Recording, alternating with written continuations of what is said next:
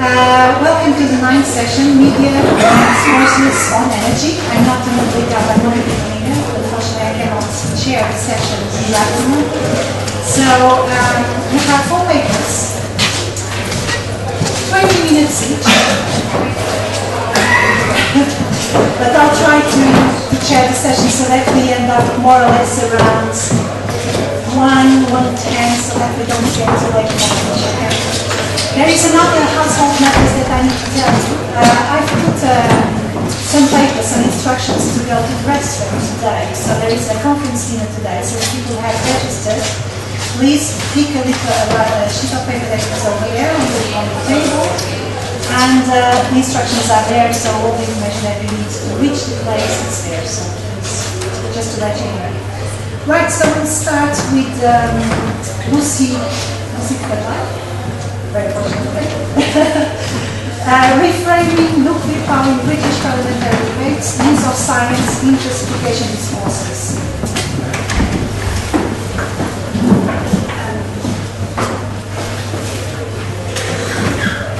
Good morning. I'm a PhD student at the University of Paris-Est Marne-la-Vallée, and I'm doing a PhD in the English Studies department. Sorry. Yes. Can you hear me? Is it better? It doesn't work. Is it? Sorry. Get this closer. Yes, my PhD is about the role of the state in the policy-making process over nuclear matters, and I'm using a diachronic approach, comparing the previous nuclear power program of the 80s with that of with the current nuclear program. So today I'm just going to focus on parliamentary debates and the more specific on the use of science in legitimating discourses. So just like to begin with a quotation that I think is quite good to encapsulate the point of studying parliamentary debates. So the fact that politics is a struggle for discussing hegemony in which actors try to secure support for the definition of reality.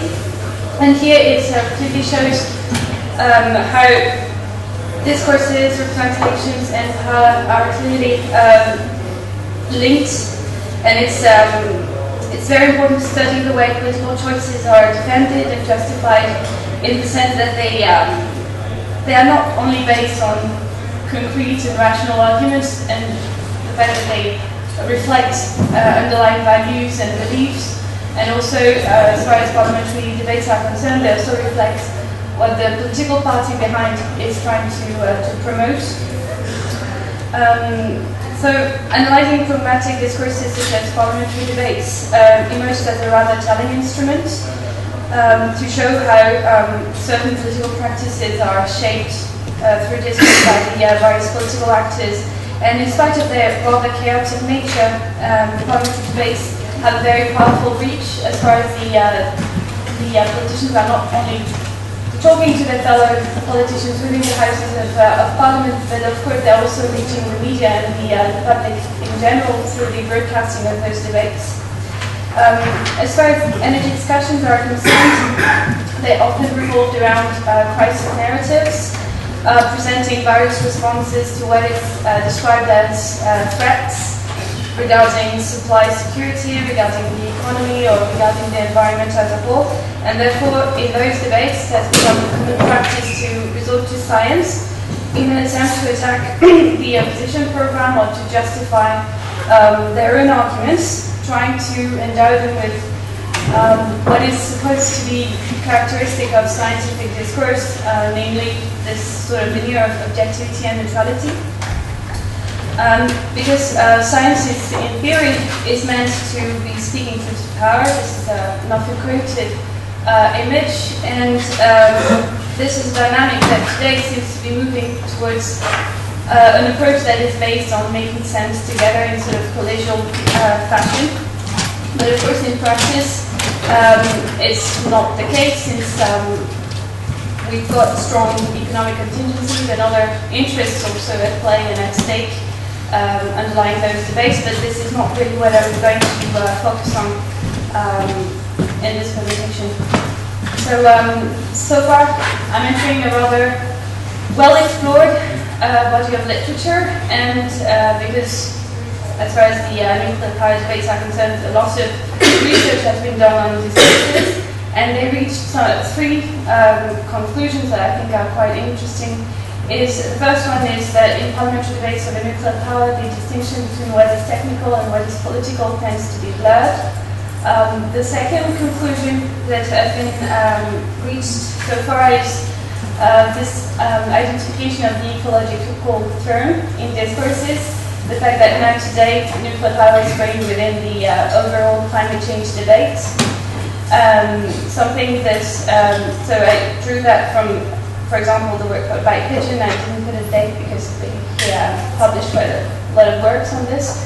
And so this has been identified not only in Britain but also in France and in Finland, so the countries where a so-called nuclear renaissance is underway, or supposed to be. And the third thread of literature I'm drawing upon is the idea that those debates reflect also a shift from a sort of technocratic way of policy making towards a more participatory model of governance, which would supposedly show that policy making is now encompassing more than just institutional expertise, but also drawing from a bottom source, so to speak, so the fact of integrating the people's views and citizens as a whole. My point here is to have a look at what hasn't been done so far. So the way science is used. So to see this shift, so the shift in discourse according to this notion of ecological can also happen in the way science in itself is manipulated in those discourses, because this is something that hasn't been done so far. And maybe this is due to the fact that it's difficult to define what science is in political discourses. What do we mean by science in discourses? So I'm using a very simple definition. I'm just identifying it as references to scientific facts, data, reports, but also to scientific figures and actors. And so my point is just to put this economic perspective and discourse shift to the concept of the light of empirical analysis of parliamentary debates. And to do that, as I mentioned at first, I'm comparing two bunches of parliamentary debates. So first, focus on parliamentary discourses from 1979 and to the eve of the Chernobyl accident, and the second focus I'm using is based on the beginning of the parliamentary debates over the recent nuclear programs in 2006 until the eve of the Fukushima accident. So I'm using the same kind of ending points. I'm just going to focus on the, as far as I don't have time to have a look at all the particulars of the debate, I'm focusing only on the pro-nuclear discourse, even though in the future I think it's interesting to go from those to the discourse coming from the opposition party. I began my analysis with the quantitative I began the analysis with a more quantitative approach. So I've used research of keywords to have a look if there is a difference in terms of use. I don't have time to go through this during this presentation, but this helped me to identify some very interesting differences that I'm going to present now. And to do that, I just followed some very basic questions. So first of all, in which rounds the nuclear power program was propounded, who is speaking in favor of nuclear power, which scientific items are being used and how are the opposing views qualified, and finally, sort of to wrap it up, which vision of expertise and of the link between science and policymaking pervades in those debates. So I'm going to begin with the first question, on which round is nuclear nuclear power around it. I'm going to go very quickly on this because that's not my point, and this is something that has been done a lot. So just to set the background, I'd just like to remind you that during my first corpus, the nuclear power program was defended on, once again, this what I call the threat narrative. So that there was an imminent threat on energy security, on the balance between supply and demand, due to a decline in domestic resources in terms of oil and gas, and also that was triggered by the oil shocks of the 1970s. And in that part, in those debates, nuclear power was not defended as the ultimate source to be used, but as part of a larger program that they call the Coimbra program. So coal, conservation, and nuclear. During the So the current nuclear debates, it's basically the same background. So once again, the threat narrative, but the shift occurs in the way that they present it. So they try to bridge the gap between environmental concerns and supply concerns. And I'm using one of the MP's metaphor that I think is quite telling, is the idea of reconciling the two facets. So this idea of Dr. Jekyll and Mr. Hyde.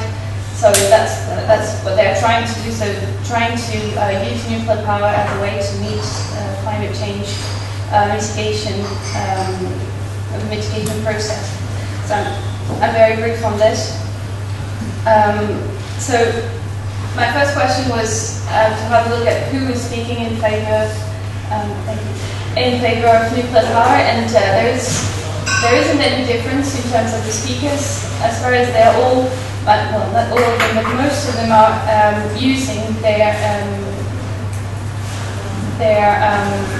backgrounds to legitimize their own position, to legitimize their intervention within the discourses, and most of them are either coming from the nuclear industry, or they have studied nuclear power, or they are living in the vicinity of a nuclear power station. Therefore, they claim a sort of legitimacy. And so this is there's no difference in terms of the speakers from one period to the other. Now I'd like to move on to the scientific facts and figures that I used. And here it's interesting that there is also not a lot of differences, in the sense that during both periods they tend to rely on institutional sources of expertise, so reports coming from either the industry or from reports that have been commissioned by the government, so a rather top-down approach. So, and what's interesting is that all those reports are very prospective, so they are focused on, for example, future energy demands and so on. But that sort of uncertainties are completely ironed out in the political discourses, as far as they're not using, for example, they might or they may, but they're using will. So in a way to show that this is a certainty. So so I'm using just this quote, for example. So during the first parliamentary debate, they were presenting something as sure that the North Sea oil was going to run out, and so on and so forth. During the first parliamentary, during the first period I was studying, there was also another thing that came up, is the fact that these discourses were strongly infused with what I call the industrial rhetoric. So the fact that they tend to use the same arguments as those used by the industry to defend their methods. So for example, they use, and that's the point of the second quote, they use a lot of comparisons between nuclear power and the other sources of energy in order to downplay the risks attached to this. So somehow pretty sure that they're still strongly influenced by what the industry was arguing. During the first period, there are very few references to individual figures or actors, and most of them, when they did, actually those people were coming from, once again, the institutional network of expertise, so people from the Atomic Energy Agency. such as John Hill or Dr. Walter Marshall, and they never use people from outside those networks. And that was something that was actually typical of the opposing party, who drew on independent researchers to defend alternative energy sources. And during that period, there were very little use of lay people accounts and experiences.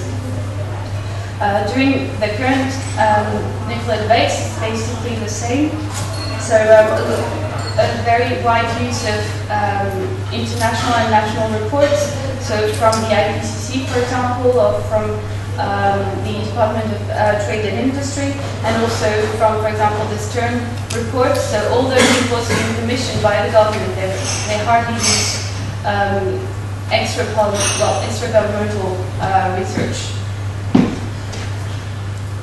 However, during the during the current parliamentary debate, there is something interesting coming up, and it's the fact that they have set up a sort of counter strategy to tackle the problem of all the controversial aspects of nuclear power.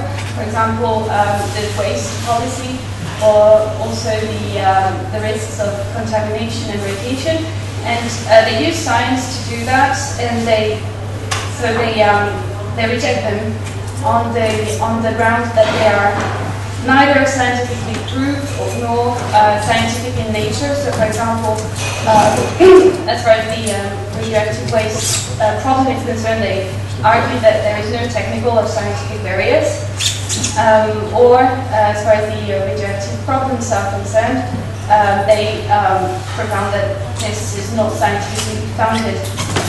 So this is a sort of opposing dynamic, the fact that they tend to draw the limit between what is scientific and what is political. And also the new strategy that emerged and that didn't exist during the first period is the use of names of individual figures. And this is basically used when they are talking about the environmental consequences of nuclear power. And so here they strongly refer to all the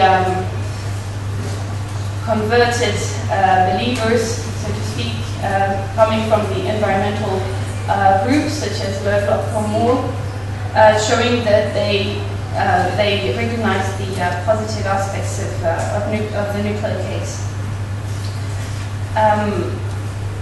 Just to move on quickly to how they consider opposing views, and here it's there are some slight differences because during the first period they tended to discard those as unscientific in nature, while today they are more trying to undermine those by saying that they are politically incorrect, so to speak, because they are not accepting widely shown scientific facts, so associating those with those who have no interest in environmental concerns or who deny the existence of climate change. And just to finish off with the last question that I raised is what sort of vision of expertise is emerging from those debates. And here again there is a lot of echoes from one period to the other, as in both cases the vision is rather positive in terms of how they consider experts and their findings. They are, especially during the first period, they are depicting the experts are as honest brokers, so who are providing sound and unquestionable evidence. So they depict themselves, I mean, politicians depict themselves as the enlightened elite that relies on scientific facts to show that science should be the bedrock for material prosperity, for the future of the British society. And so, yes, what I'm trying to explain is that they tend to defend the fact that science is the only solution to social and economic progress, And that's something that also emerges in the current debate, so the fact that science is going to provide the answers to the future's problems.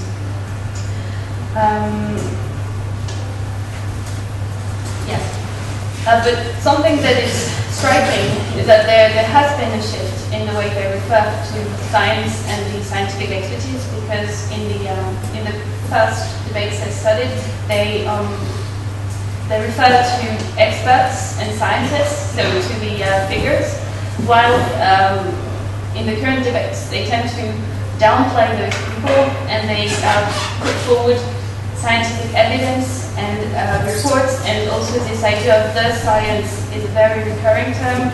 So they tend to accept the fact that scientists do not provide facts and conclusions, but they also provide opinions. And so they tend to shift the focus towards the science and the findings, and not the people behind those. So that was the main difference I found between the two bunch of debates. So sorry, I hope I wasn't too quick on those findings. So I'm just here covering what I found so far, and the conclusion I seem to be drawing to is the fact that this ecological term that I mentioned in the introduction did have some impact on the way science was invoked and framed in parliamentary debates. However, it wasn't as strong as I expected, since there seems that there are some strong echoes and strong common features between the two programs. So it tends to show that the scientific rhetoric is still very strong during the two periods. It still remains a very strong strategy of legitimacy for the politicians, and their arguments are still strongly influenced in scientific argumentation, trying to use unquestionable scientific facts, facts which are strongly prospective in nature, but they are not presented as such. The second point also is that institutional expertise remains the dominant source of information, even though it's being questioned sometimes. And therefore, in the introduction I mentioned the possible shift towards a more participatory system of governance, and in fact, if we have a look at the parliamentary debate, it's not that clear. In fact, it seems that we are still remaining within a sort of technocratic system, in the sense that they are not using citizens within the meeting process. Thank you.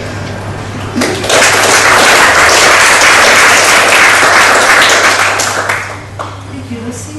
Thanks for reasonably well timekeeping. I was now, maybe we have a couple of questions. Okay, yes, we have 3 questions so far. So I'll take the 3 and then let Lucy answer. So, yeah. Very interesting.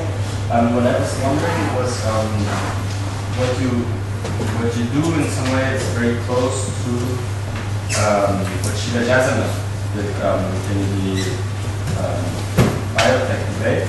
So comparing or looking at how knowledge gets taken up by the political system, how objectivity and in some way legitimacy at the same time, political legitimacy is constructed. So she calls it simply epistemology. What I thought was very interesting was that you say when you read Jasanoff, you have the impression that in the British system, the figure of the expert is very important, contrarily to the American system, where you have this controversial knowledge, like controversy, very important to construct this opportunity. In Germany, it's consensus making, etc. What you seem to say is that this is between the 2 debates, that you saw it in the first one, but not so much in the second one. Could you perhaps elaborate on that? I'd be interested. Can we wait for 2 other questions and then you can answer? Is it all right? So the second question was?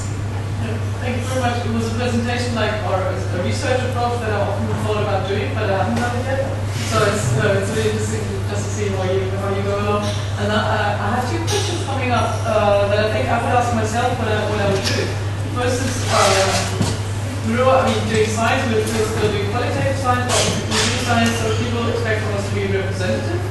And what you showed us were quotes. Well, of course you can't represent all the entire body of material that you study. But if somebody would accuse you of not being representative, what would be your way out? Because I think we need to get out of this accusation anyway, but at least there are more decent ways. And the other thing is, on the last slide, you said that the ecological, can we just go back to the slide before? The ecological turn did have some impact over the way science is involved. So my question is just, can we be sure that there is this causal this direction, so that it's the ecological turn which does change the way that we look at science, or maybe there is a general way of looking at science more less as experts, but more like the science. I really like this finding as well. And it doesn't have to do anything with the ecological turn. I think this is just developments which are going on. Is it too much for you? Yes. You can deal with it. Yes, that would be great. Go ahead. So let's move on to the first question. Yes, that's something. So you were talking about experts, so the primacy of the expert in the political discourse framework, and that's something that does exist, and that's something that I found interesting in the parliamentary debates, that they tend to. They said to ionize any controversies, or when they do use controversies, is to, for example, there's a last year of debates dealing with the climate change controversy, but it's just to make their point even stronger. So there is less sort of this sort of peer reviewing aspect of scientific facts, and so yes, I do think that's still characteristic of the British view of science within political discourse.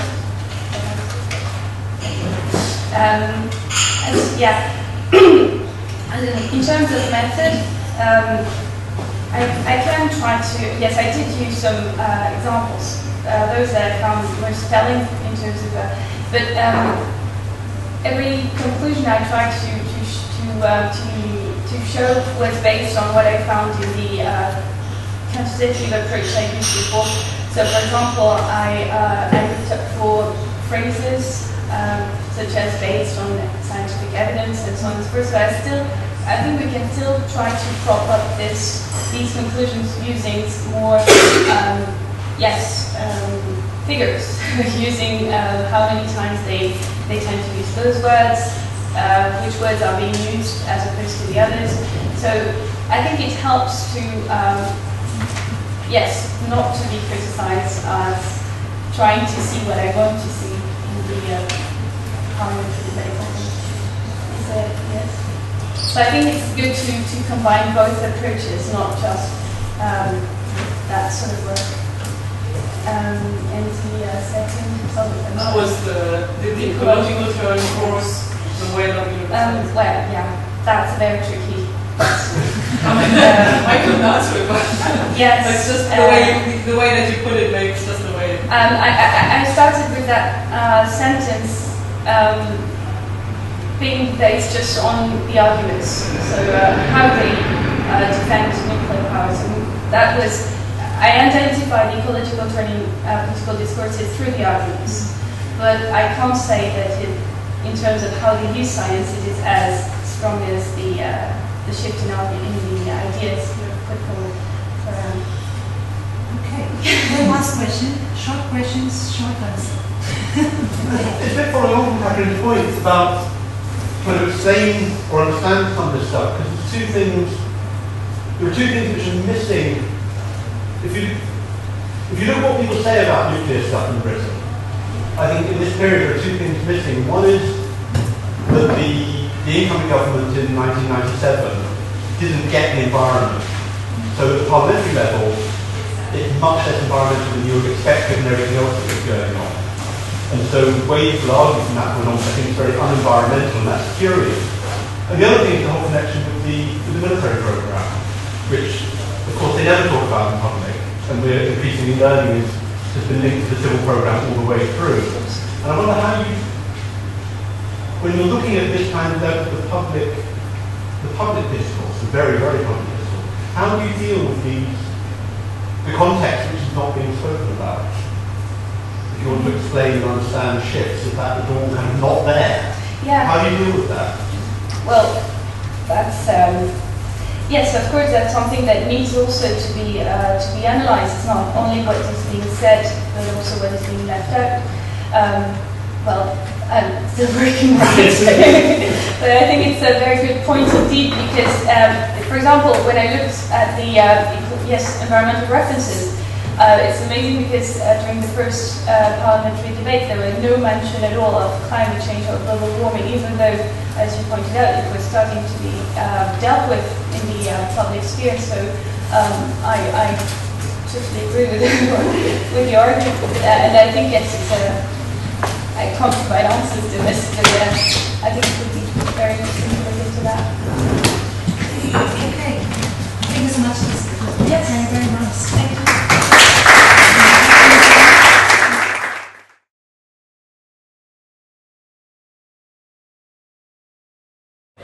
Thank you. Yes, my name is Markku Lehtonen and I work at the University of Sussex at SPRU. But at the moment I'm in France working on the socio-economic aspects of radioactive waste management. So what I'm going to present to you is unfortunately just a hobby, and I'm afraid there are some people who heard the same presentation already some couple of months ago, and it hasn't moved too much. This is work in progress, for which I would like to have more time, so that's the caveat to protect myself from serious criticism afterwards. Anyhow, so the idea was to look at the debates around nuclear power in the UK, France, and Finland after Fukushima, and the background was. And the background was a paper that we wrote with colleagues in 2011 about the debates around nuclear power in the same countries before Fukushima. And the questions that I would like to explore now concern the key themes in the debates, argumentative strategies. We have identified a number of them in the pre-Fukushima debates. What has changed and what's remained constant, what is public opinion, how the public opinion polls, for instance, are used, and then finally trying to explain the differences between the countries. Are there, for instance, cultural explanations, or how do you explain the differences? So the approach is simple media analysis, taking daily press articles in the UK and France. I've got almost 1,000 for each country, and for Finland only just under 200 articles from the one and only newspaper in Finland, so to say. And the Finnish analysis is especially weak at the moment. I haven't had time to do that. So briefly, what was the situation or what is the situation in nuclear debates in France and the UK and in Finland? Very briefly, I would say that in France, Fukushima aroused a lot of debate at the political level, and for the first time, the phase out of nuclear was on the agenda, and the new president, François Hollande, promised to reduce the share of nuclear electricity from 75 to 50% by around 2025, and close one power station. So at least at the level of rhetoric, there was a big shift, I would say, even though the policy and change in the French nuclear establishment and the policy, that's another matter. At the level of discourse, there was a difference. Whereas in the UK, one could say that the government continued its policy, its pro-nuclear policy, without any major changes, and public opinion also didn't seem to change much, or at least the dip in the public opinion returned to the normal to the pre-Fukushima levels rather quickly. And in Finland, what happened? Well, there were parliamentary elections right away after Fukushima, and that was a problem for the Green Party, which was against the nuclear, but they had participated in the previous government that had already given green light for 2 further reactors, in addition to the one that is already being built in Finland. So after Fukushima, once the new government came to power, they decided let's not change anything. We've already given these approvals to the new power stations, and let's stick to the decisions. So the question that I am posing, why the differences? Why did Fukushima fundamentally, well, this may be an overstatement, but still shape the French nuclear sector and create this considerable debate, whereas the UK and Finland seem to continue rather as if nothing had happened? I don't have an answer, but I do have a few findings from the data, and going quickly through some of the particularities between the UK and France. What I found in the corpuses: energy security, climate change, low carbon discourse was clearly at the center of the UK debate, whereas in France it's far less visible. Whereas in France, what I found most interesting here was the role of the Greens and environmentalists that were very high very visible in the debate. Green Party, and partly that's explained by the fact that the Green Party is stronger in France than in the UK, for instance. But then another thing that I will try to say something about is the role of safety authorities in the debate. They are very visible in France, but not so in the UK. And then transparency, discussion about transparency, that's always been in the French debate for a long time in the French debate, whereas in the UK it doesn't seem to play such a big role.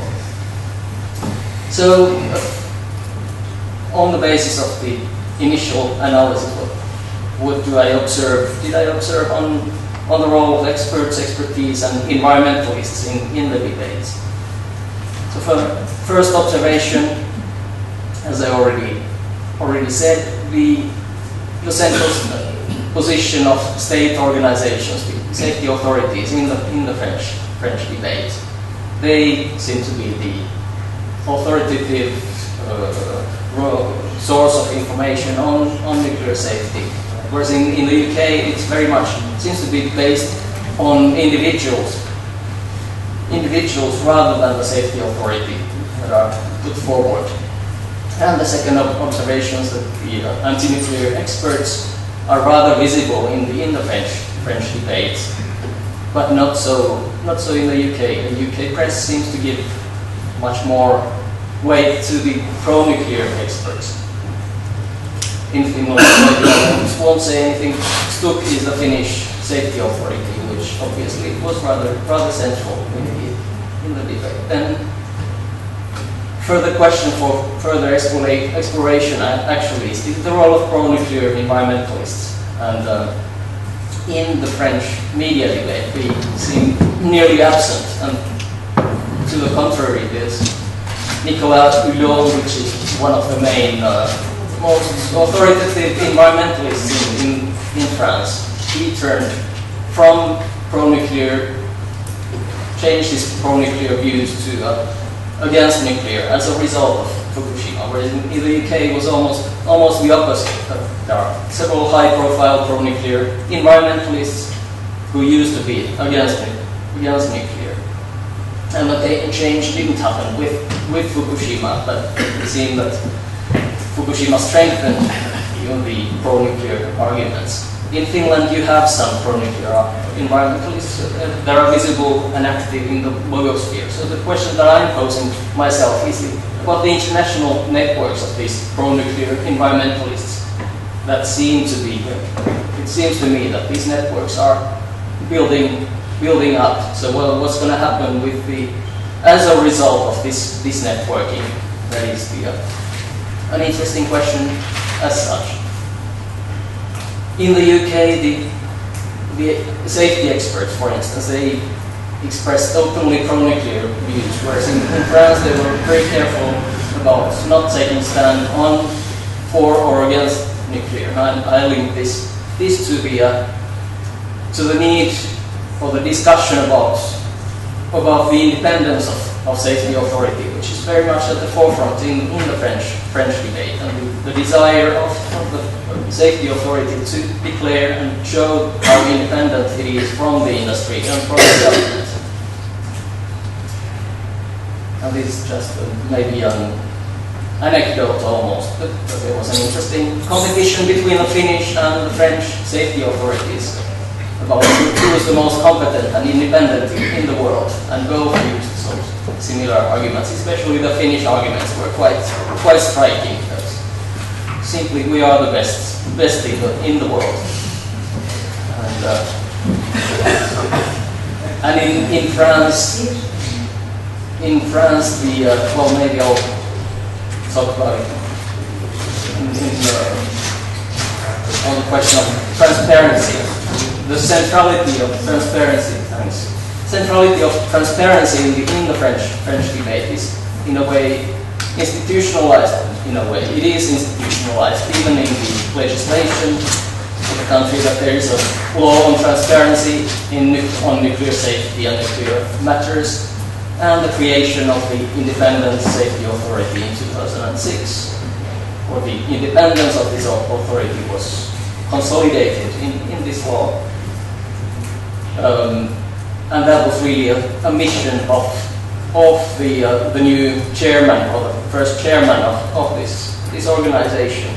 So that explains the importance of independence, of the need of this authority to declare and show its independence. So a few words about the transparency. Well, in all countries, the pro-nuclear side used strategies called othering. The problems were caused by the Japanese safety culture. It was an argument rather often stated that if there were problems of transparency and opacity in the system, that was in Japan, whereas we have an independent safety authority and no problems. But yeah, well, I guess I already said the main things about the importance of transparency in France. But one additional issue is about the idea that it is the state that guarantees transparency. The creation, I mentioned the law on transparency. There's a high commission for transparency in nuclear issues, and that I find specifically or typically French, different from the other countries. That it is precisely, or it is symptomatic, at least, the role of the state in guaranteeing transparency. And the accidents in the past, Chernobyl in France was considered as or gave a stimulus to greater transparency, because it was perceived as one of the main problems at the time. The government explained that Chernobyl cloud stopped at the French frontier. And that's the myth. Actually, the reality might be different, but that is the story in the French population and discourse today. So transparency from then on became a major issue. And now the question is, to what extent Fukushima plays the same role when it comes to transparency of economic calculations, the economics of nuclear. I will skip irony and sarcasm and go directly to economics, which to my mind has become ever more important, which is not not perhaps surprising in the present situation of economic and financial crisis, but in our analysis of pre-Fukushima debates already, there was a tendency of, especially the anti-nuclear side, to use economic arguments, increasingly use economic arguments to argue against nuclear. And the trend seems to continue after Fukushima. And the debates have been around the stricter safety demands, the economic consequences, or the consequences for competitiveness of nuclear from the safety upgrades needed after Fukushima, and the cost of major accident. That was a major debate in France. So comparing the key topics, if I wanted to encapsulate how the differences in economic argumentation in these three countries. I guess in France the question is about the true costs of existing nuclear power plants and nuclear electricity, and again about transparency, whom to trust. Are the figures given to us about the cheapness of nuclear electricity, are they true or not? In the UK, it's about the true cost of new nuclear. Obviously, what is it going to cost, and especially around subsidies and level playing field, and the role of the states. Should the states help nuclear get off the ground or not?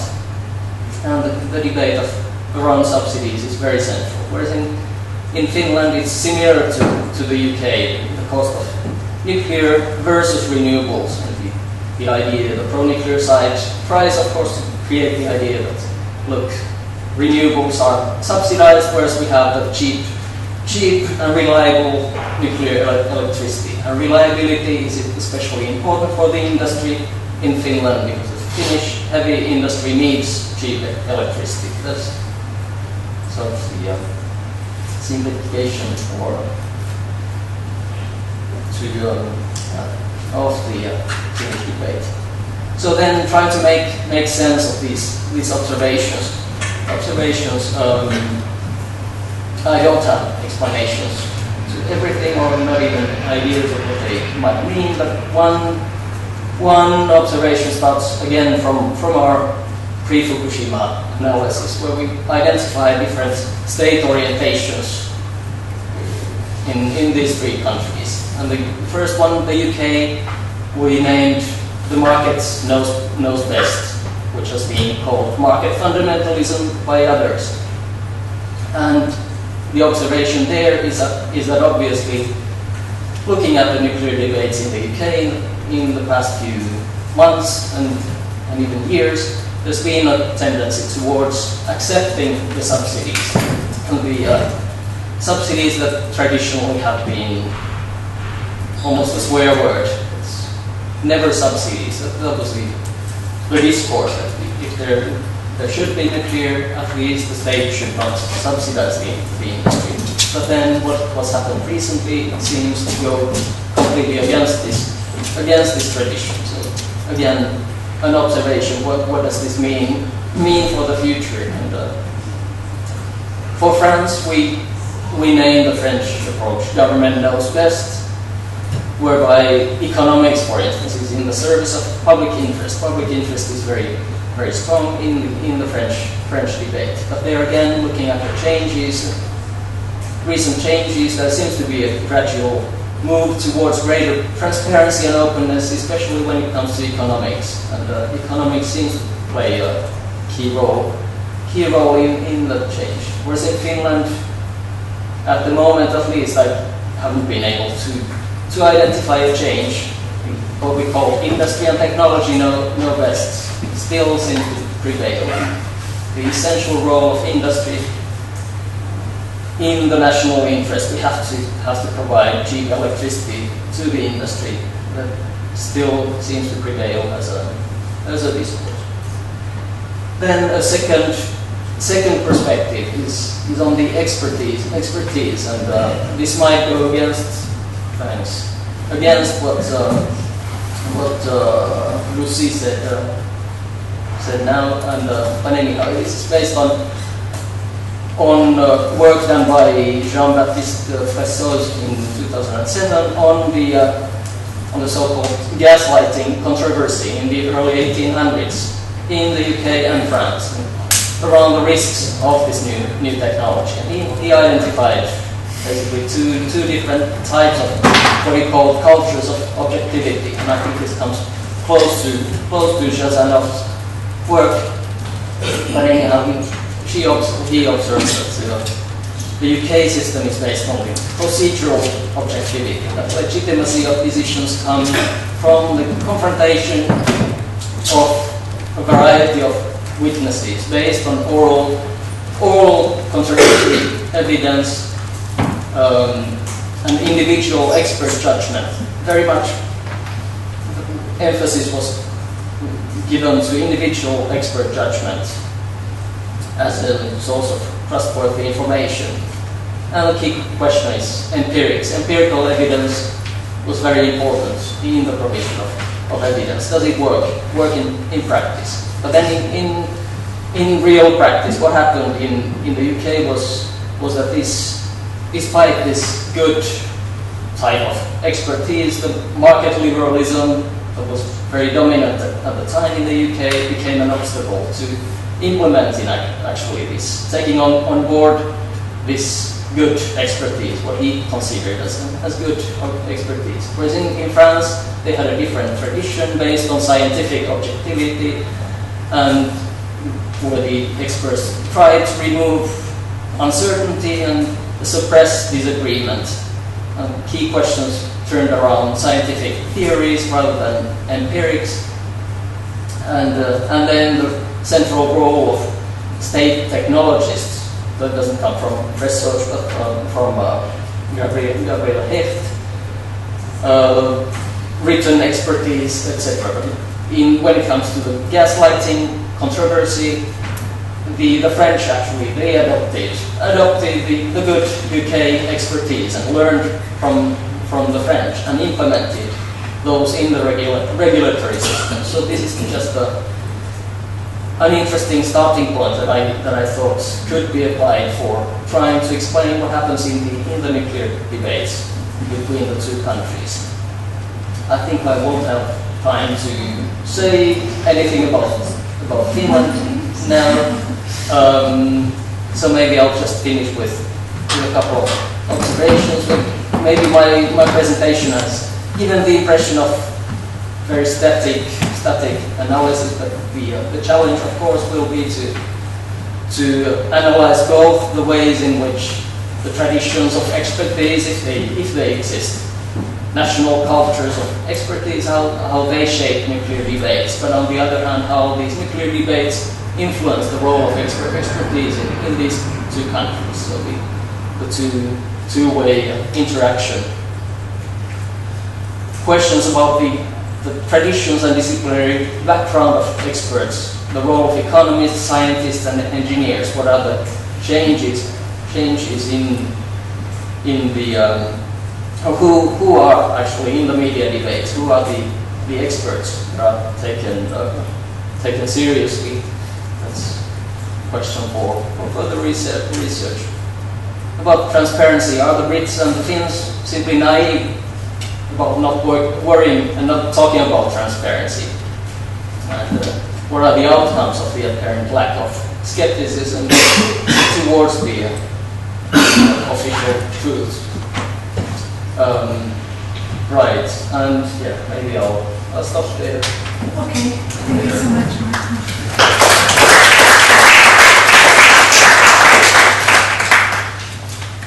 So we have a few minutes for a couple of questions.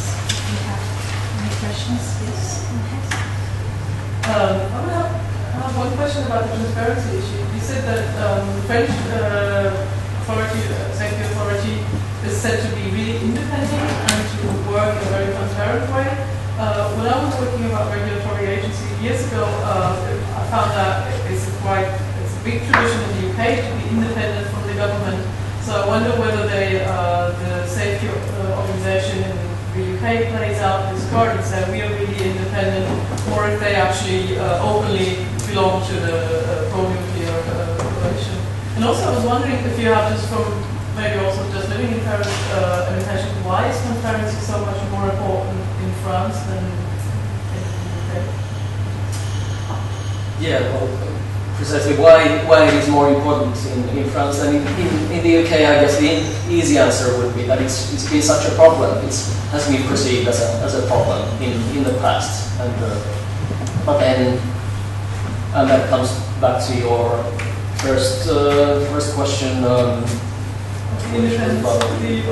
Right, because you were talking about the real independence. Is the authority independent or not? And I was talking about the way in which transparency and independence were treated in media discourse by different actors, and the fact that transparency doesn't play a role in the UK. One explanation precisely could be that things are already under control. The UK authority is so transparent that nobody feels a need to highlight this independence, and that I find slightly an interesting explanation, to say the least. And and why? Well, that's a puzzle actually. Why not? Why is there not such a big debate around transparency in the UK? It's interesting. So we have one last question, unless if it is a quick one, let's go. My question or my comment is partly an answer to that, perhaps, or trying to give an answer to that. Perhaps there has been a recent paper by Aurélien on German and French Post-Fukushima debate, and where he shows very neatly how the French discourse Fukushima was translated into a Japanese accident, just like there has been a Soviet accident. So you showed that also. What I think is so hearing you now and reading this made me kind of uncomfortable, because from what you say, I had the impression, well, the French, actually, from the three, they're the nicest. They're the most, they're open, transparent, and so reading this, what recently happened with the decision to, and when you look at what happens on the ground, nothing changed. Fessenheim will not be closed from here to next year. They could have done it already. They just took the decision to prolong. It's not yet official. Everybody knows it's going to come. So the kind of the ways the nuclear establishment works are just the same. So what I see in this transparency thing is a change of discourse of the pro-nuclear establishment that is relayed by the media. And I mean, the independence of this agency exists since 2006. It's not been a long time. But now it is given as the main point why such an accident could never happen in France. So this is it's a discourse shift that is it's a new discovery for the French, this transparency thing. So they can put it on the forefront. If you might. Thank you. You encapsulated exactly what I tried to put forward. I underlined that this was an analysis of the media discourse and precisely transparency as a tool for, in this case, pro-nuclear side to forward their views. Transparency. We have another question over there. It's transparency washing sort of what is it? Like greenwashing. Huh? Perhaps, but I would say that I haven't done any analysis of the actual real transparency. That would be an interesting work to see what are the differences between the regulatory systems in these countries. Okay, one last short question. You had one. If you want to take a jump. Well, just briefly, you kind of referred to Sheila Jasanoff's work on civic epistemologies, and I wondered if you could sort of put it into that framework, or if your work, your comparison is actually critiquing it, because she talks about expert regulatory cultures, but also the public who are involved in these discussions. And you seem to be saying that it's really the expert decisions that are driving different reactions to Fukushima, and the public really don't have much to do with it. So I was just wondering if you could speak about that. Well, again, I guess I would repeat that this was an analysis of media debates, and then it's a different thing. What is the link between this debate and actual decision making? And but maybe the public. Yeah, that's another question. What the public thinks and says. Thanks. Can discuss with that maybe. Okay, so thank you so much, Markku.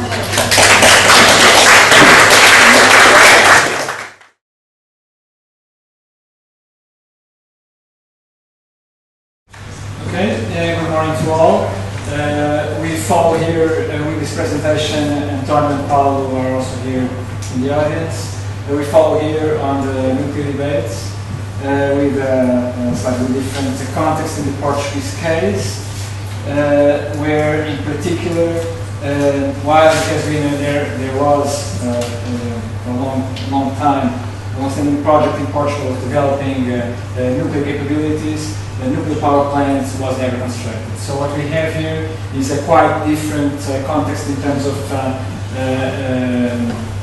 the public nature of the debate. And in particular, here we look at parliamentary debates, both from the pre-democratic periods, the dictatorial period when the project was being developed, as well as following during the democratic period. This, in terms of the nature of the debates within Parliament, for example, it's relatively distinct from the debates that we heard in the initial presentation, precisely because there isn't such a concrete object in terms of discussion, but more generally a more open debate on nuclear issues. Part of the underlying nature of the questions of the presentation are also related to some of the issues already discussed before, but in particular here in terms of the role of the Parliament in leading or in opening up the debate. Of course, we have here the concept of Michel Calon in terms of the double delegation and the nature of decision-making by experts, by scientific and technical experts, and by the administrative system and by the elected officials. And in this particular case, so to understand the role of the Parliament and of parliamentarians in opening up the debate. Of course, one of the issues also with the double delegation framework is that the double delegation framework often fails in situations of open controversies, socio-technical controversies, and in this particular case, we never really had, well, we have a specific moment of controversy, but the nature of the analysis is longer than that. And in terms of an open question, is also to what extent has the Parliament contributed to a deliberative term with the case of the discussions around the nuclear. And so how the MPs represent the debate, and how is knowledge mobilized in the context of parliamentary debates, which we also have heard about a similar question earlier. So this is an extended analysis of parliamentary debates involving nuclear, and then why, if nuclear has not been such a hot issue in public society without the existence of a nuclear power plant, why to talk about nuclear in the Portuguese case, and I use here the concept of the nuclearity from Gabriel Hecht, that is the degree to which a nation, a program, a policy, a technology, or even a material counted as nuclear. And in fact, we have a number of issues that construct the nuclearity of the Portuguese case. In particular, Portugal had important and significant uranium reserves and was a relevant player in the market in the mid 20th century, also with expectation of relevant uranium reserves in the then Portuguese colonies in Africa. And then this led to the development of the creation of a nuclear energy board, GEM, which was the central office for the project of nuclear energy in Portugal.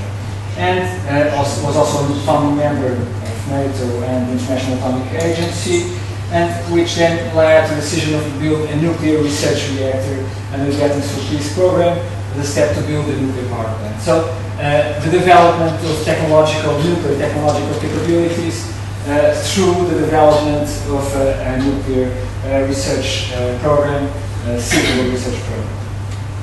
And still, the border with Spain remains as a potential locus of nuclear exchanges. We have in Spain there is a nuclear power plant which is located quite close to the Portuguese border, and we have a number of rivers, transnational rivers, coming from Spain and ending in Portuguese waters. So one of the questions that we posed was to using the socio-technical imaginary concept from Sheila Jasmine, where she proposes that socio-technical imaginaries are collectively imagined forms of social life and social order, reflecting the design and fulfillment of nation-specific scientific and or technological projects. Imaginaries at once describe attainable futures and prescribe futures that states believe ought to be attained. So to what extent can you see the nuclear as such a socio-technical imaginary in the Portuguese context? We have here actually quite a number of graphs, but we also have some quotes on the parliamentary debates. This of course is the parliamentary debates in the plenary sessions, and if in certain cases some more work, of course, works at the level of the subcommittee. But here it was very interested in particular in the open public discourse. So we have here a period from the 1950s until recently, with a relatively stable, of course, with some ups and downs in terms of the intervention. So overall, we have regularly some references to nuclear issues.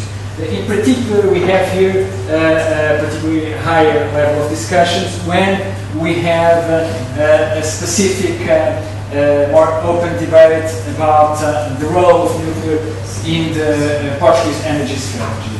So, for the purpose of the analysis, we actually divided this in 4 different periods. We have up to here, up to the revolution in 1974. 1976 is when the Democratic Parliament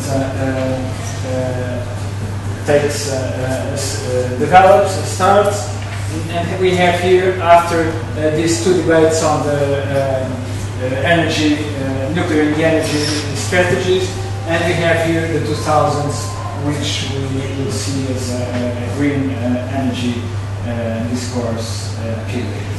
And regarding and following this analysis, we identified a number of themes that are central to the debates.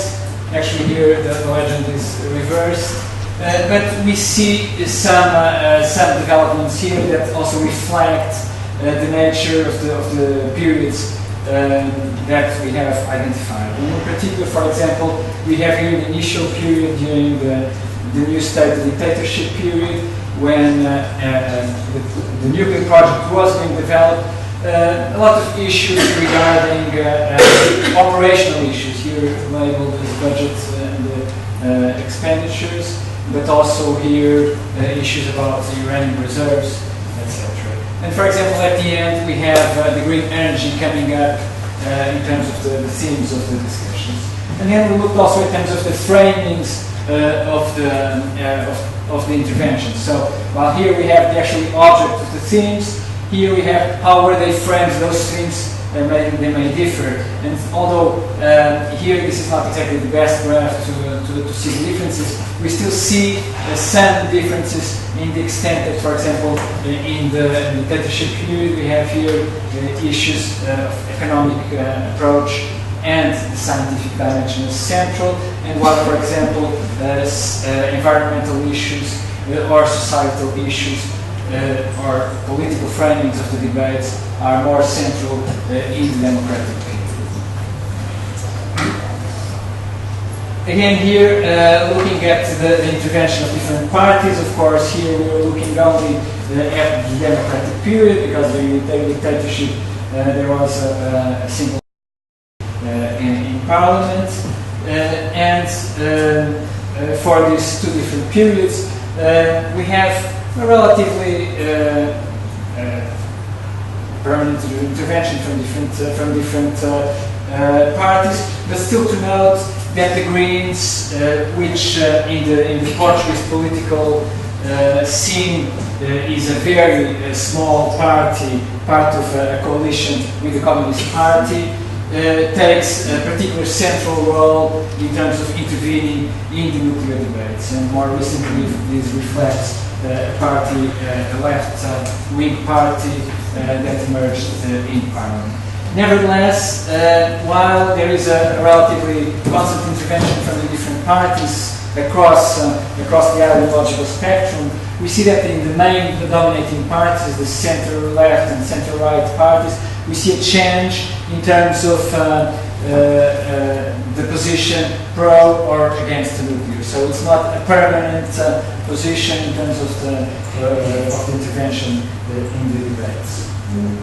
So more generally, in terms of the positioning, you see here a relatively clear picture about the change from pro-nuclear interventions. So this is the characterization of the interventions. So we characterize them as pro-nuclear, as neutral, or as against nuclear. And what we see is that the pro-nuclear interventions actually end at about the second period that we define here. At the time also when positions against nuclear emerge, and that remain until the recent period. So it is also to note, of course, here that we don't have, while the discourse on green energy emerges, we actually don't have interventions in Parliament that support the development of nuclear energy in Portugal. So going by the different periods and starting with the first period until the democratic revolution. So we characterize here the nuclear as a social technical imaginary that was being proposed and developed by the new state. And so an image of modernism, this was a technocratic, a scientific elite within a very unequal Portuguese society, and where nuclear, of course, was proposed as a symbol, technological symbol for the Portuguese state. And so, of course, in terms of the interventions, very pro-nuclear, and in terms of the themes, we've seen this before, in terms of the role, in terms of the energy strategy. So while it was simply so far a civil research program, it was very interlinked in terms of the interventions in the Parliament with the energy strategy. So the objective of nuclear and development of nuclear energy was there despite no concrete implementation until then. And we have here the issues about institutional settings and budgetary expenses and construction of power plant, and not other issues as we've seen before. And so in terms of the framings, the economic dimension related to the energy strategy was quite central. And so we see here some quotes that represent this vision in terms of what we proposed was the development of the social technical imaginary around the nuclear Portuguese case. So the nation appears very much central to the interventions. We must not set ourselves apart from those countries that began this new era. So to create the first group of nuclear scientists, so to show the capability of the Portuguese nation. And of course God was close to the center of the political state, and the emphasis in terms of knowledge to be acquired, and the concrete objective of building a nuclear power plant around 1975. So we move on to the second period. So this is the post-revolutionary period where we highlight the social movements and the public debate. We have another Riccardo presented more generally the controversy around nuclear, and so of course this was part of the wider the social movement in Portuguese society following the revolution. And we see here a change with the emergence of the movement against the nuclear. Nevertheless, it is still relevant interventions that are pro-nuclear during this period of the debates, and neutral interventions nevertheless dominate during this period. Energy strategy was quite central, so we saw those two peaks with precisely discussions about the Portuguese energy strategy. But we have issues about international dimension, waste management appears, and also issues about studies and information, so questioning in terms of the conditions for decision making regarding new power plants in Portugal.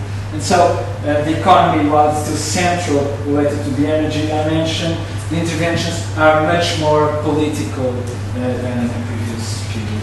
And for example, the issues about participation were mentioned, so reference to the participation here, Festival for Life Against the Nuclear. Also, the participation was not only linked to the social movements against nuclear, but also very much central, for example, to the actual this debate around the strategy, the energy strategy we have, for example, on the second national encounter on energy policy, which you might consider a quite technical meeting. We have the participation of members of the workers' commission, scientists, engineers, economists, technicians, workers, citizens from the Peniche Ferrel, which was a potential location of the power plant, ecologists, etc. And also technicians and workers from the electricity utility. But also, we also have the political dimension that was, of course, quite central to debates at the time. And we have here, for example, this is a quote where accusing the positions, the changes between positions that I've mentioned between being pro or being against, and linking it more generally to the geopolitical tension around Portugal between the Western and the Eastern blocs that have an influence in terms of the political debates in the country. We have here, for example, references to the American technology, to the French technology, and I think to the Soviet technology here. So it was a central part to the debate. So in terms of the third period of an international, called an international follow-up, so at this time, of course, there was a winding down of the discussion. The previous period ends with a decision not to build the power plant, and so here it's the events of the debate come largely from the outside. And we see again a more significant position against the nuclear and a very negligible position in favor of the nuclear. And in terms of the themes identified in the interventions, the international dimension is central. This is also the period during which the Chernobyl accident developed. References to the international dimension in relation to Spain, the waste management, international accidents, etc. At the end, we see the emergence of the term green energy in the debates. And in terms of the framings, environment and security appear as quite central to the framing of the interventions, as well as political dimensions and risks and uncertainties, which is quite distinct from previous periods.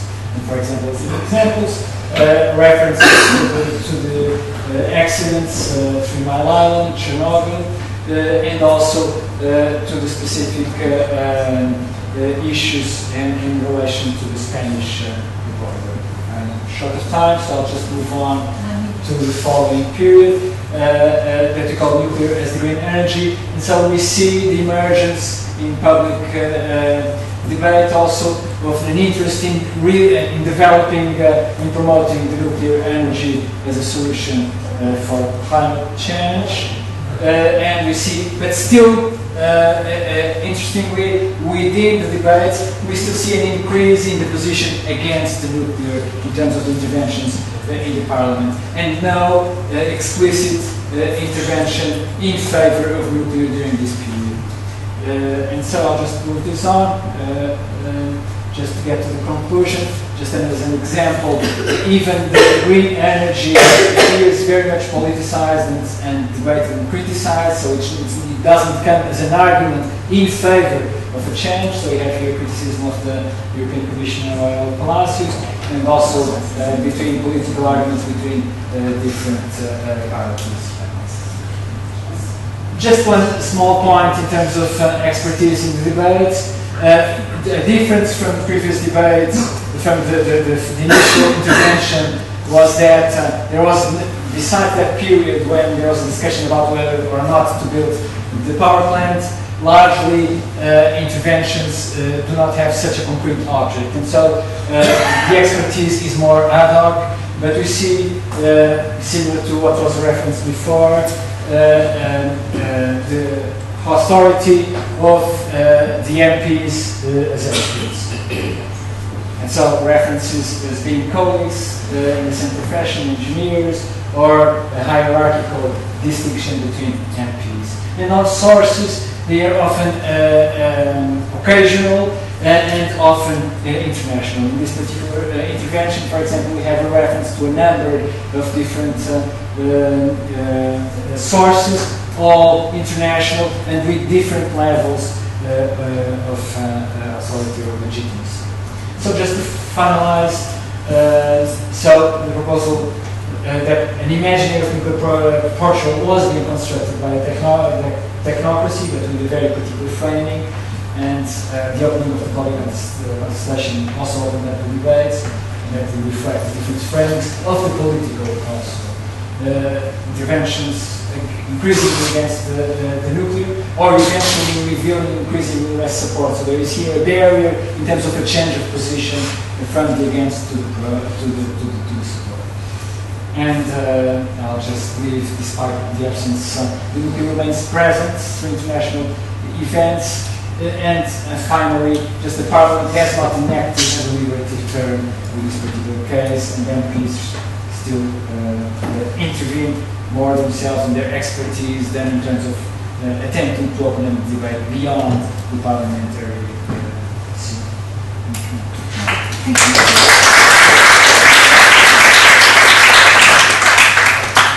So we have time for one question. If there is any urgent question to ask. Any questions? Yeah, go ahead. Sorry, take the chance. I just had a question on a very specific point. During the second period, you mentioned the fact that they're not talking about accidents at all, if I'm correct. Yes. I mean, you're broad, they're Yes. not saying that. But what about Finland Island? Were they just ignoring the fact? Yes, because afterwards you mentioned that they were talking about this. Yes, at the time it was not emerging in the debates, in the parliamentary debates. The risks, it was very much framed in terms of the economic option to build the power plant or not. And that, in the end, that was a central factor in terms of the decision not to build the power plant. So in the second period, of course, there was the social movement had an environment that was largely the emergence of an environmentalist movement in Portugal, and there was a reference to the social movement, but that was not a central part of the interventions in the parliamentary debates.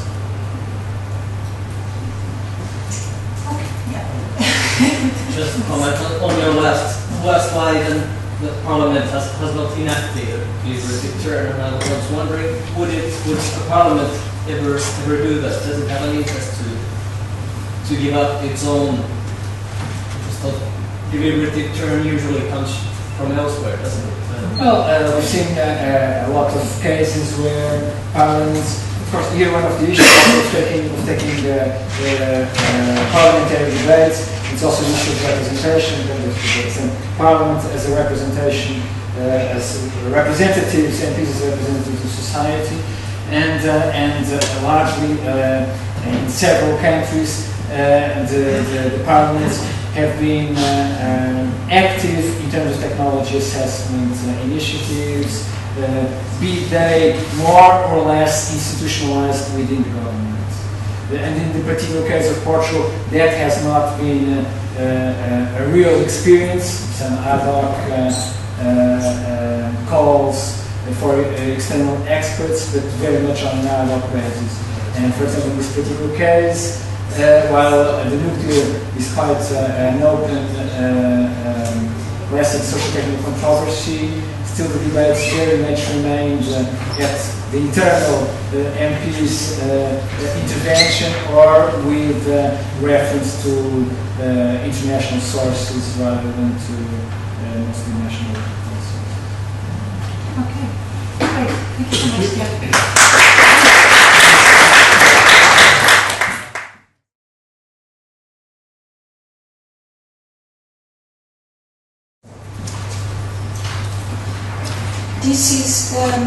These are some results of a research funded by the EFTA, the European Fusion Development Agreement, and this for the collection and the analysis of this data set. Several teams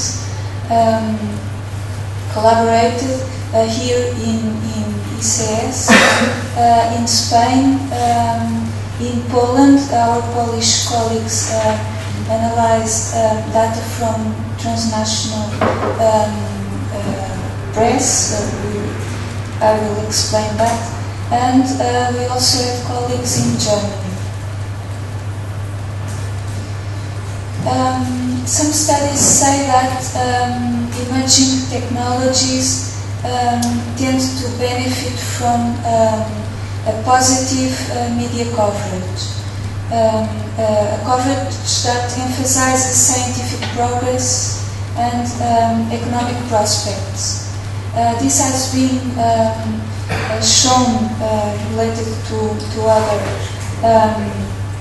other subjects, and we were interested in seeing if this could be the case of fusion energy, and we were also interested in seeing if conventional nuclear energy, which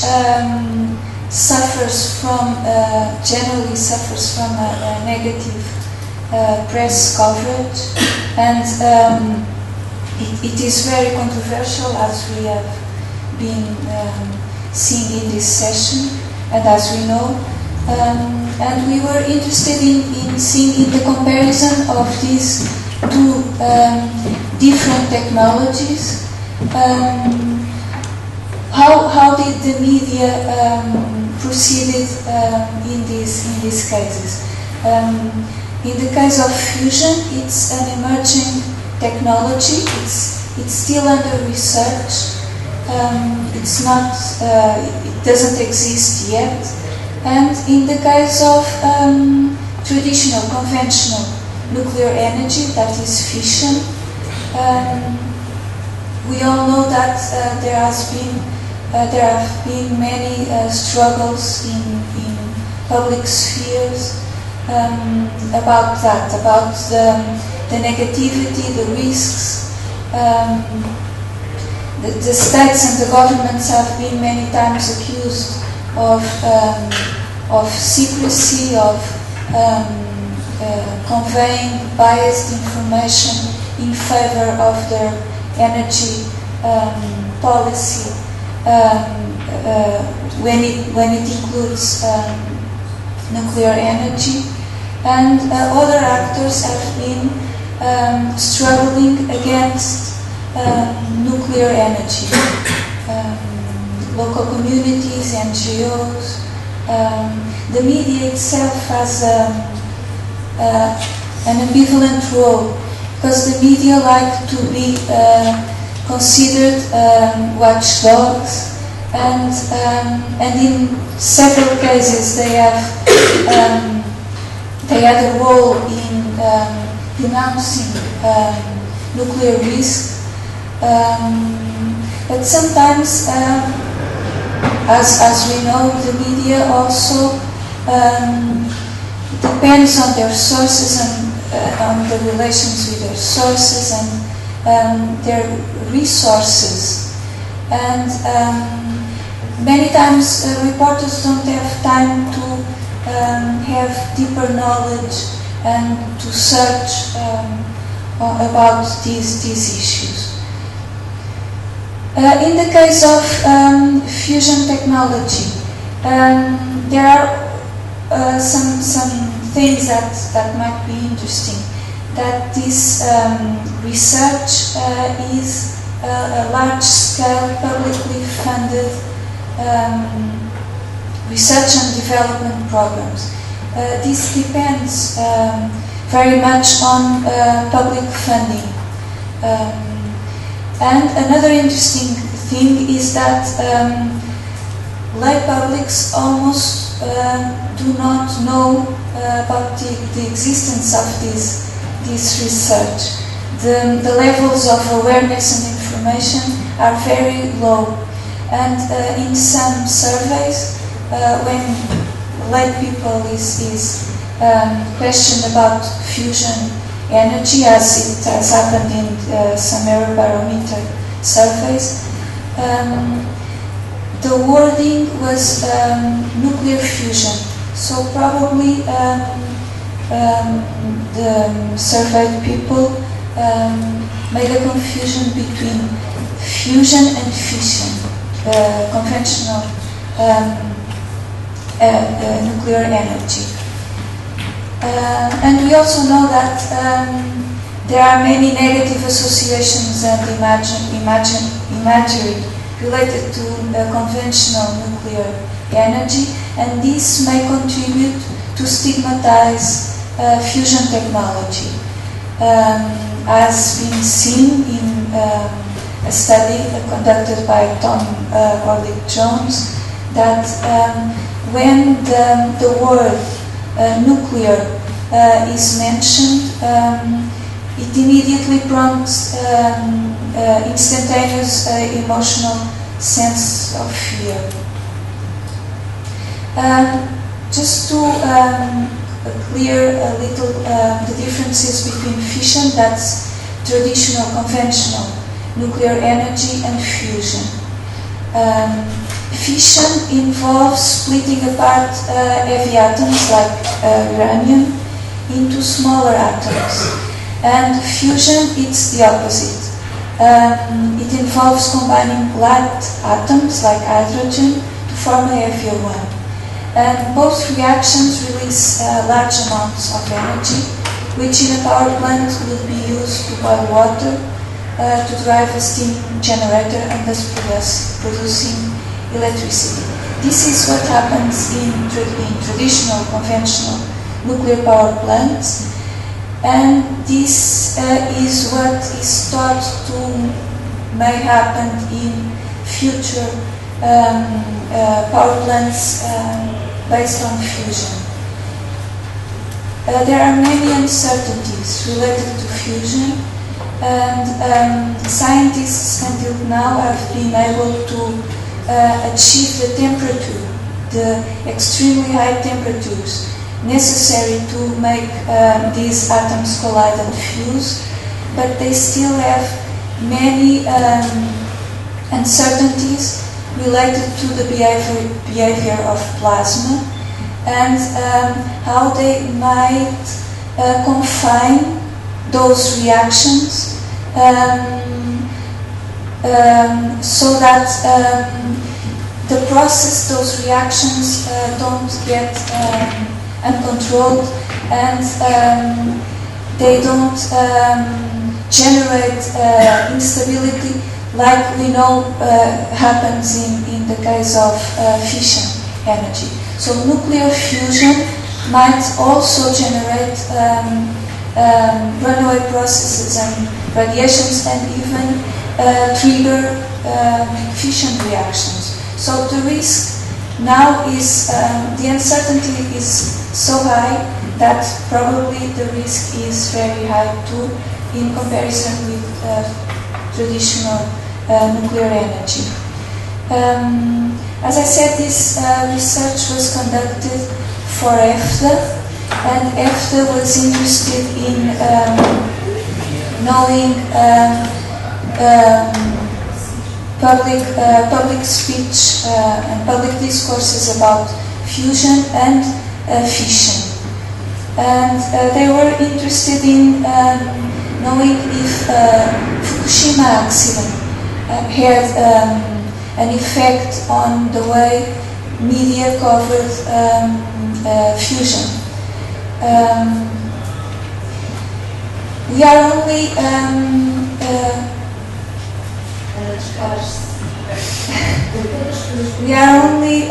focusing on some of these results.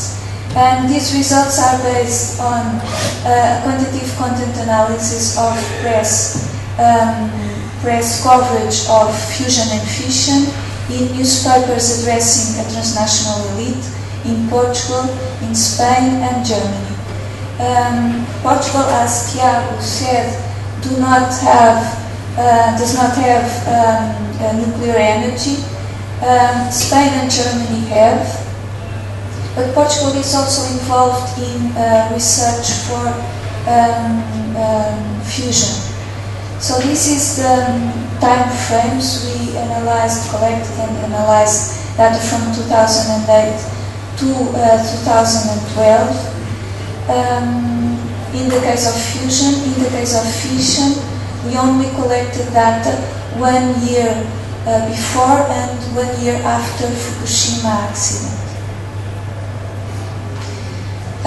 As you can see from these numbers, it was not easy to get many articles about fusion. Fusion is not very well covered or mentioned, very frequently mentioned in these newspapers.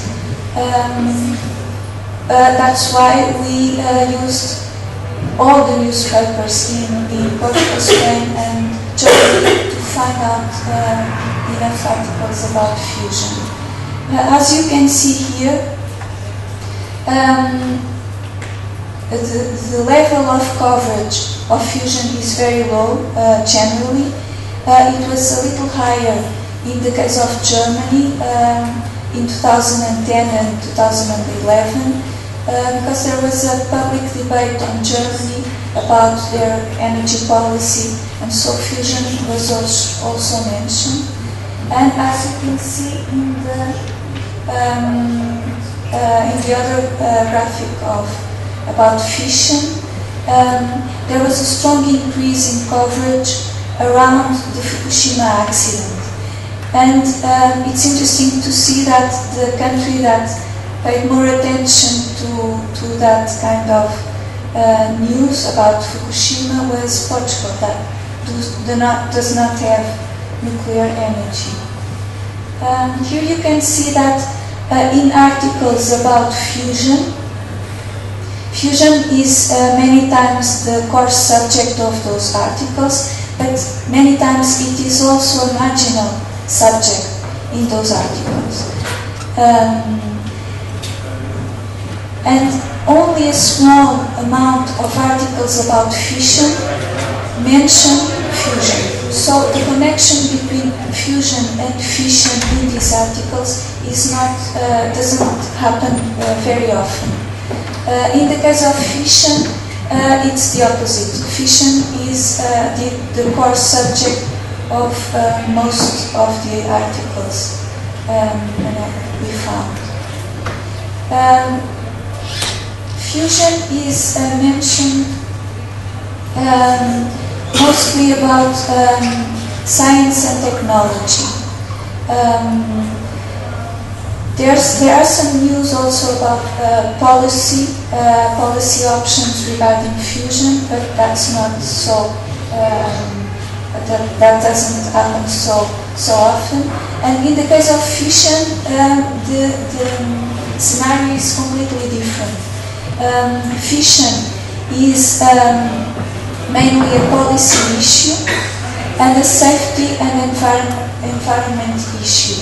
And this has to do with the period of analysis and the accident in Fukushima. But these are the main two topics regarding fusion.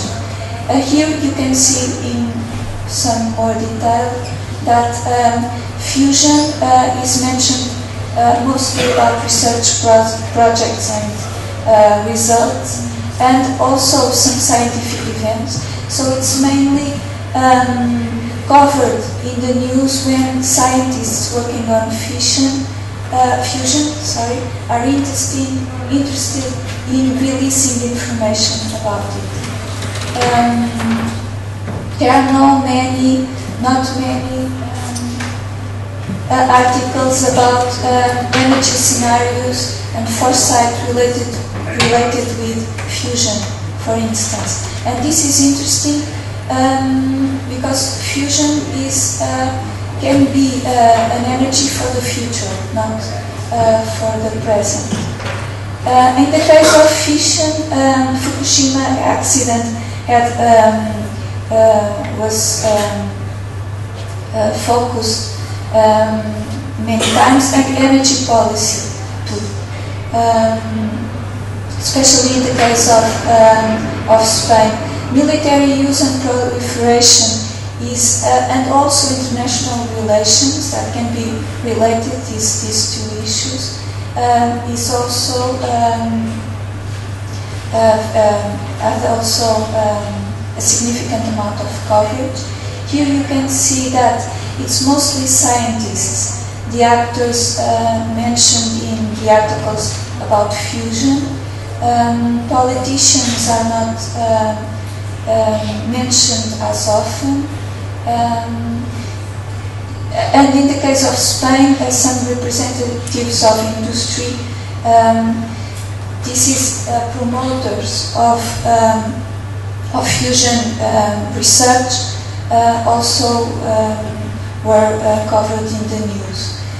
In the case of fission, it's mostly politicians that come out in the newspapers speaking about it, and also officials and representatives of industry.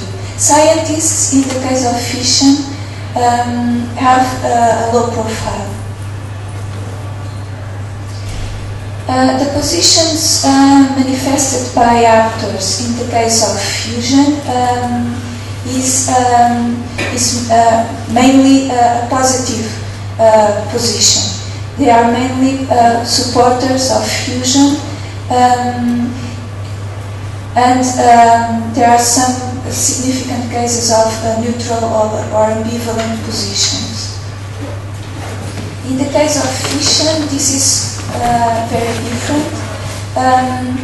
There are many supporters of fission, but also many opponents, especially in the case of Spain. And we don't have data from Germany regarding fissions, but probably the positions would be more balanced as well,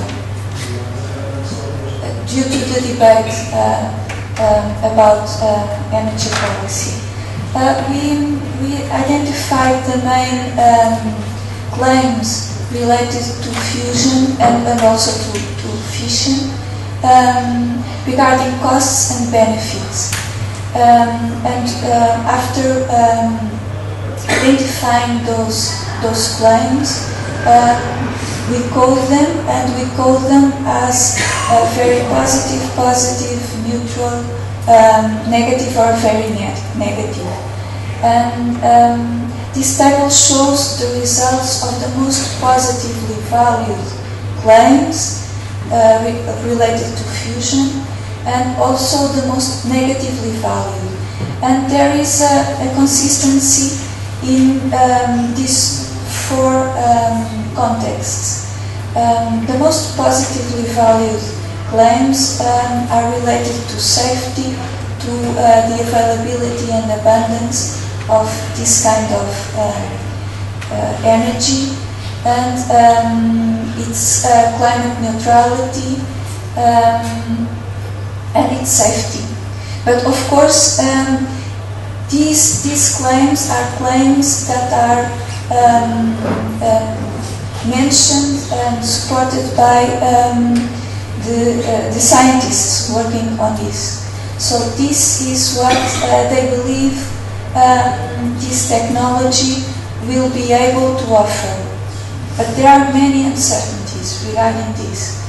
And the most negatively valued claims are related to cost mainly, to the expensiveness of research, for instance compared with fostering of renewable energies, the cost of power plants that if one day they will exist, and mainly these two, the cost of future power plants and the cost of research. And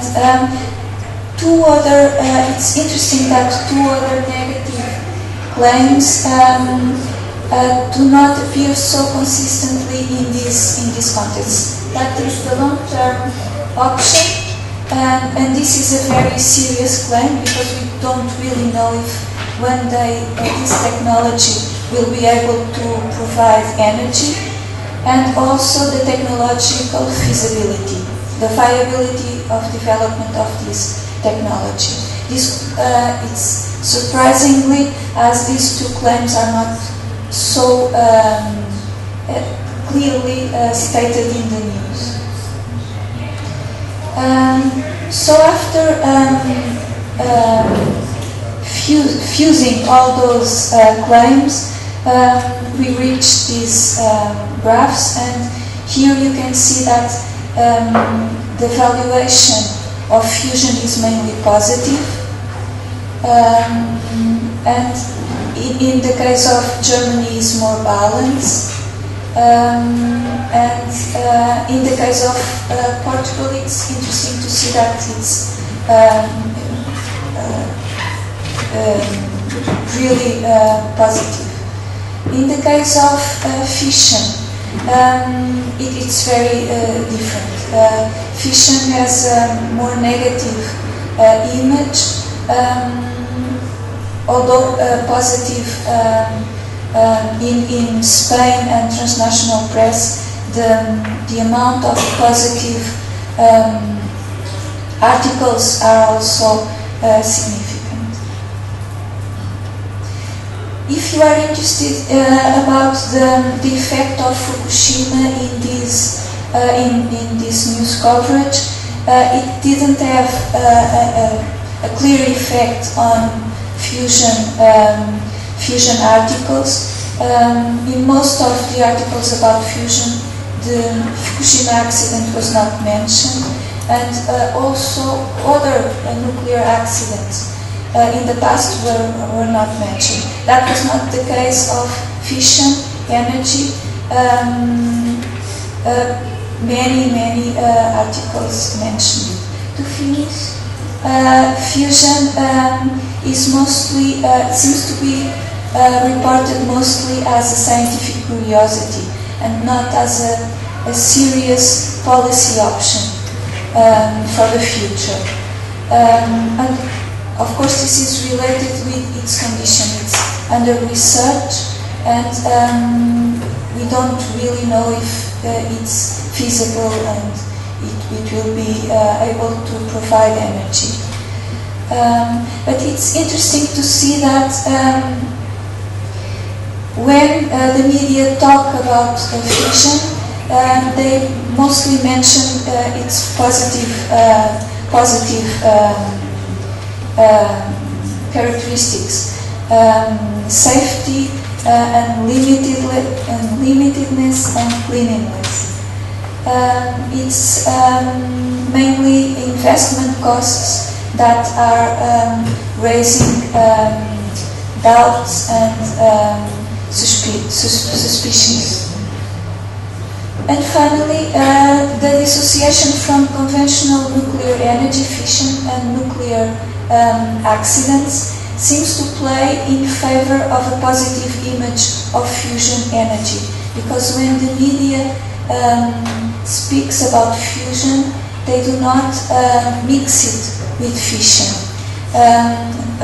Lay people may, if they learn about fusion, they may mix it, but not in the media. The media splits the two forms of energy. Thank you.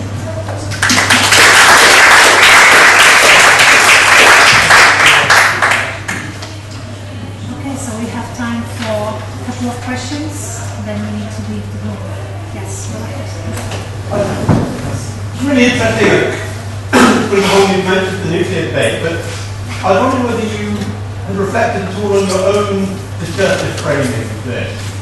Because I think I was most struck by the slide where you actually explained the difference between fusion and fission, and the connection with the atomic bombs that the military uses is entirely in connection with the fission side and not with the fusion side. And I was struck immediately you were reproducing the discourse that your conclusions lead to about clean, safe, and limitless. And yet, of course, fusion has military applications. And I was wondering whether you had reflected on your own discursive position in this, and your relationship perhaps with your funders as well. So I noticed that they were flagged up the beginning saying they completely dissociate themselves from this research. Where do you stand in this research? Yes, that's interesting because fusion is also related to nuclear bombs. Yeah. It's the hydrogen bomb.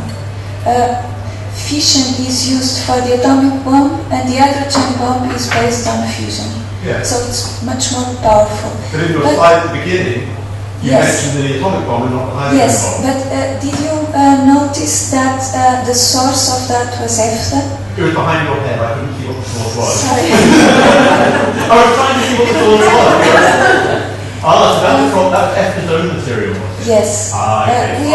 We didn't want to use other material about that because so that we could express precisely what EFTA means. And it was EFTA that used the example of the atomic bomb in characterizing fission. So for EFTA and the funding institutions related to fusion, for them it's interesting to split fusion from military applications. For them it's important that fusion might be considered a completely safe technology and form of energy. But this is we can discuss that, and if we try to find other sources of information, we will see that they mention fusion as dangerous or more dangerous even than fission because it's much more powerful, and it can also trigger fission reactions. Sorry, there is one burning question over there. You said there was almost no reference to the viability, technological viability of fusion. So was there any reference to historical experiences? First of all, the idea that fusion has always been 30 years in front of us, and the reference to generation 4 of fast breeder reactor technology to fusion, and the failed attempts to develop fast breeder. But especially the fact that there's this argument that fusion, those advocating fusion have always said that in 30 years it will be commercially available, and that's always since the 50s it's been 30 years, and that's been yes, but they think it's this argument which circulates in the media in general. But I see you cannot detect this kind of argumentation. I'm not sure, but fusion is being under research for 50 years. So I think scientists always thought that soon they would be able to master and to confine those. That's what I'm saying. They always said that in 30 years' time we will have this technology, and that's used now by the opponents to say that it's never going to fly because it's always been 30 years. They still is. So. And 30 years is an optimist view.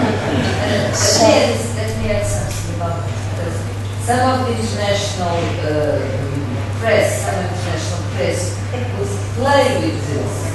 in saying something like Santo Grau will come, it's clearly the issue.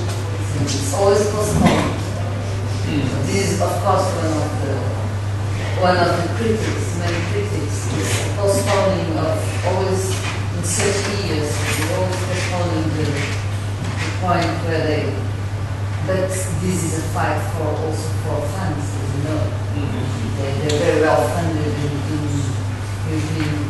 by the European Union scientific.